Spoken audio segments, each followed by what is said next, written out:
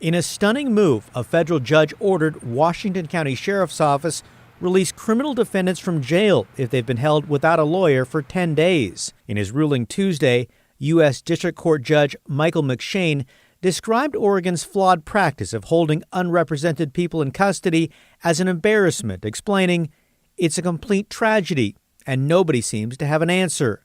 The ruling applies to the 18 people currently held in the Washington County Jail and any future defendants who aren't given court-appointed counsel. These suspects will be allowed to walk free, although charges will not be dismissed, explained Washington County DA Kevin Barton. And we're talking about a whole wide range of crimes, many of them rather significant crimes: rape in the first degree, home invasion burglaries, child abuse cases, domestic violence cases.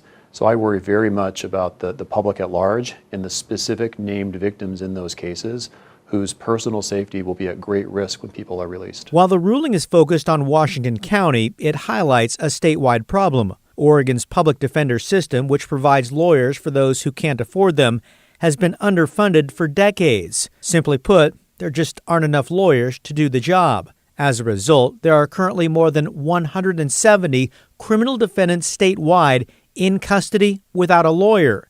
In October, we went to the Washington County Jail to speak with some of those unrepresented defendants. You have a constitutional right to have representation. Yes, sir. You're not getting it? No, sir. What does that mean?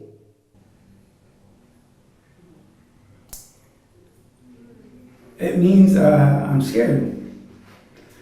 It means I'm nervous. I'm being pushed through the system. Public defenders are historically underpaid and overworked. There are high rates of turnover and burnout. The state legislature has poured millions into the troubled public defense system, but critics argue that hasn't been enough to overcome deeper issues. The system is broken, and to fix it? I'll tell you what we don't do. We don't do another work group. We don't need another task force. We don't need another crisis plan. We don't need more hand-wringing. And we don't need more people talking about what a problem it is. What we need is meaningful and immediate action.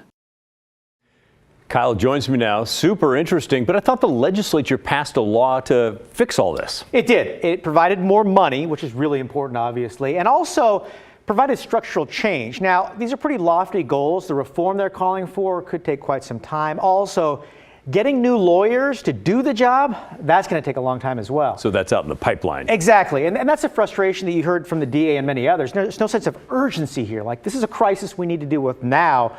The DA offered one suggestion, and that's basically more money for these lawyers. There are defense lawyers in private practice right now who, if paid enough, would be willing to do this and take on more complicated cases. The problem is, they're not being paid enough to do that. They're making their money elsewhere, so why bother? That's trouble. What happens next? So the order will be signed and go into effect on Thursday. Now, this is for Washington County only, and that's what's important here and something to keep an eye on. Again, just Washington County.